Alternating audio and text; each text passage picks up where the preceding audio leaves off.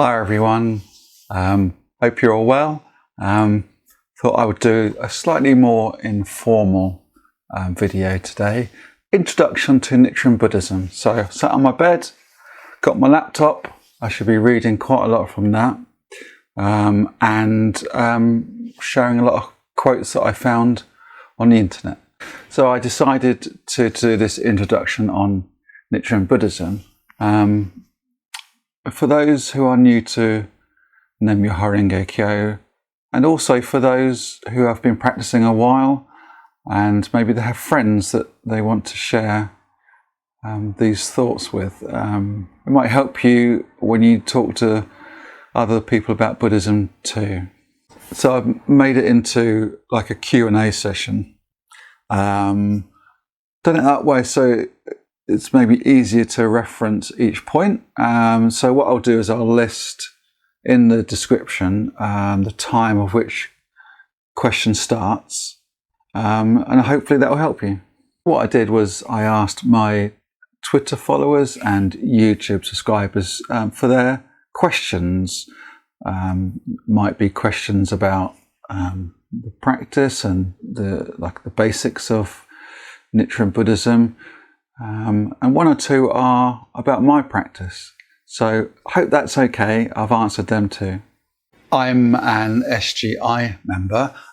SGI stands for Soka Gakkai International. And the words Soka Gakkai mean value creating society in Japanese.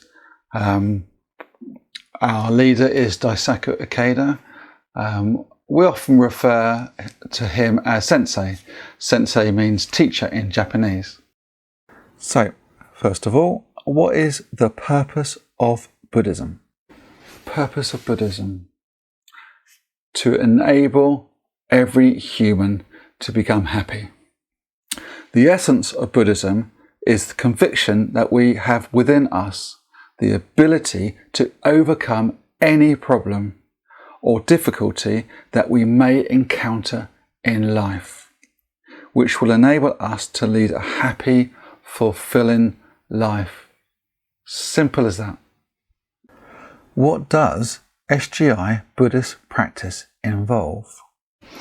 Well, first things first, we chant Nam Myoho Renge Kyo, and twice a day, morning and night, we do Gongyo, which is where we recite 2 portions of the Lotus Sutra. Not only do we chant and do Gongyo, we also meet up at what we call discussion meetings. And at discussion meetings, what we'll do is we'll chant for a little bit, and then we'll often have a cup of tea or a coffee, and discuss our feelings, our thoughts, our fears, our triumphs, our victories, our failures, on a particular theme that we've already chosen. This is probably the main core of the practice. It's a really good opportunity to share with others your own experiences and get inspiration from other people who have been through similar circumstances and really be inspired by them. And what I like to do is have a discussion about Buddhism over a cuppa and something, like to eat like a cake. I think it makes people feel more relaxed. Some don't like to do that. They like to have the meeting and then finish the meeting and then just relax with a cuppa and discuss anything really. I think study is a natural part of this practice actually. It's something new. When I first started to practice, I wanted to really take in everything I could. But then when the more I chanted, the more of a positive difference it made in my life, and I wanted to go slightly deeper into the study of why chanting makes me feel so much better, so much more positive. So for me, it's a natural part. There are days when I don't want to study, or I'm too overwhelmed to even feeling of too overwhelmed to pick up a book or a magazine or something. But you know, I think Beethoven once said, "No day without line." So if we can read just one line, just one sentence, that's great. That's fantastic. We're doing study and we're moving forward. Nichiren Daishonin writes, "Exert yourself in the two ways of practice and study. Without practice and study, there can be no Buddhism. You must not only persevere yourself, you must also teach others. Both practice and study arise from faith.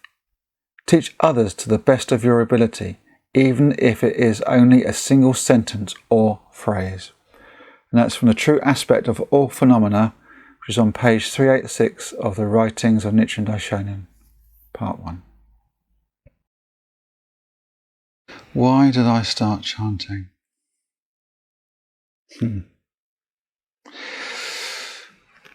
I don't shy away from talking about my mental health. I think it's good to talk. It's important to talk, actually. I need to talk, so that's good for me. But I struggled for a long time not being able to express myself, not knowing how to. Never knew what happiness was, really. I needed help with my general mental health, but also my low self-esteem. I honestly felt no one loved me, or I wasn't capable of love. So I was clearly searching for something. I felt there was a void in my life. Then, to cut a long story short, someone mentioned a book by Richard Corsten, which is The Buddha in Daily Life. And that led me to, actually it's a very complicated book, for the first Buddhist book I ever read. But actually I feel very grateful for it. It really goes in depth. So I had a good understanding, decent understanding before my first meeting. But in that book they talk about the Soka Gakkai and the Soka Gakkai International. And so I contacted my SGI Centre, Taplow Court, and that was 14 years ago. Why do you chant Nam Myoho Renge Kyo, and what does it mean? The translation in English for Nam Myoho Renge Kyo is devotion to the mystic law of the Lotus Sutra. Nichiren Daishonin, a 13th century monk, studied the sutras and Buddhist schools of his day up to his early 30s. At the age of 32, he returned to Seichoji, where on April 28, 1253, he announced the conclusion of his studies in a lecture. He declared that the heart of Shakyamuni's enlightenment is to be found in the Lotus Sutra, which encapsulates the mystic law, or truth, to which the Buddha had awakened.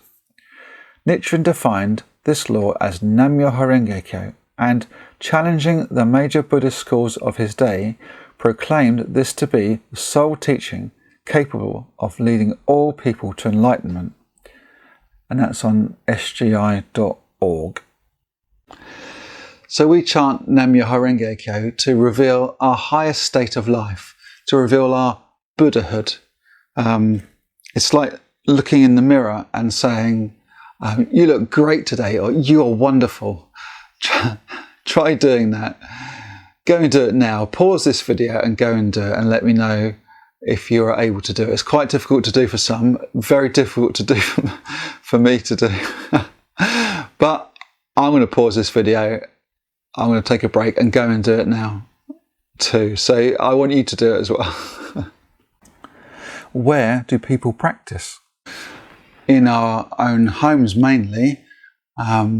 You noticed, or you may have noticed in my other videos, that behind me there's like a wooden cabinet, and we call that a butsudan. Inside that is my gohonzon, where I sit and chant towards. and SGI members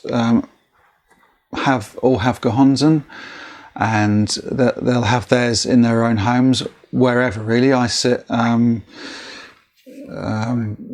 mine's in my bedroom, and I can sit and chant there without disturbing my family. Other people might have a study. I've chanted in someone's kitchen, where the Butsudan is. So it basically anywhere in someone's home, we create a space where we can sit and chant, really. And if you don't have Gohonzon, sit and chant towards a blank wall. That's what I did when I first started to chant, and before I received Gohonzon. So that's perfectly fine too.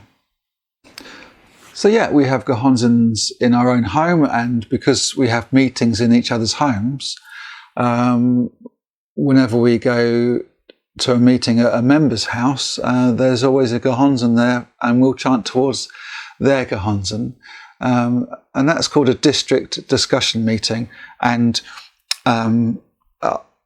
lots of districts can get together for a bigger meeting. I won't go into the terminology. We might have that in a community centre where there's 20, 30, up to 100, maybe more people, and chant with them. That's very powerful, in fact. And then we have our national centres. I think most countries probably have a national centre where the whole country and beyond can meet there. Not all in one go. Probably not a good idea, but yeah. But the main practice, the main point of this is the important one is the discussion meeting.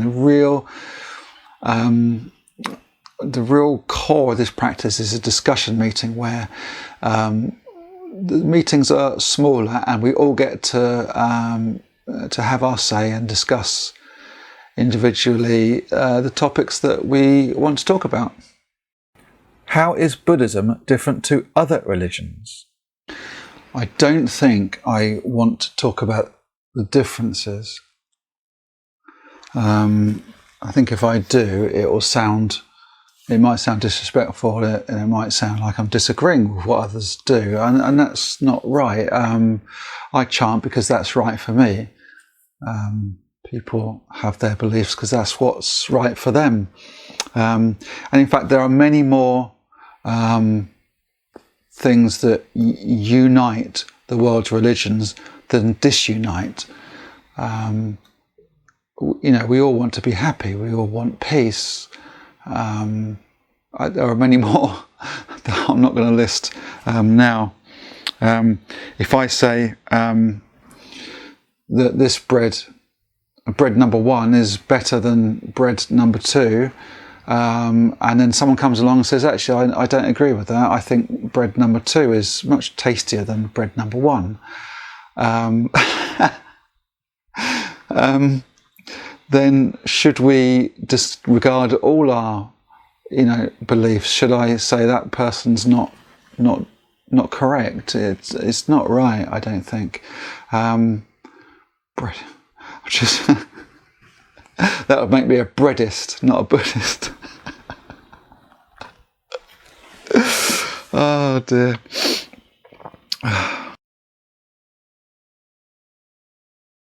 That's a poor analogy, but I hope you get my meaning. We all want happiness. We all want to lead a fulfilling life.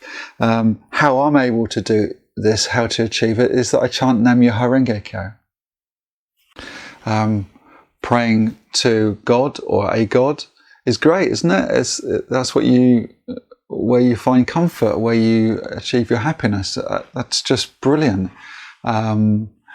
Quick story, actually, how I met the practice, or should I say, how the spark, the Buddhist spark, if you like, came to me. I worked a night shift, and I broke down crying. And my colleague said to me, you need something, Nigel. You need to you need to find something, you need to find happiness. You're clearly not happy. And I said, religion really strikes a chord with me, but I don't believe in God, or a God, if you like. But look at my colleague, look at Mohammed over there. He inspires me so much, I said. He's so calm, no matter what was thrown at him, no matter how much pressure we were under.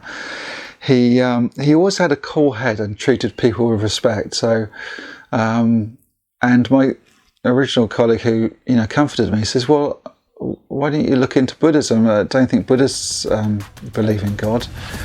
And my Buddhist journey started there, really.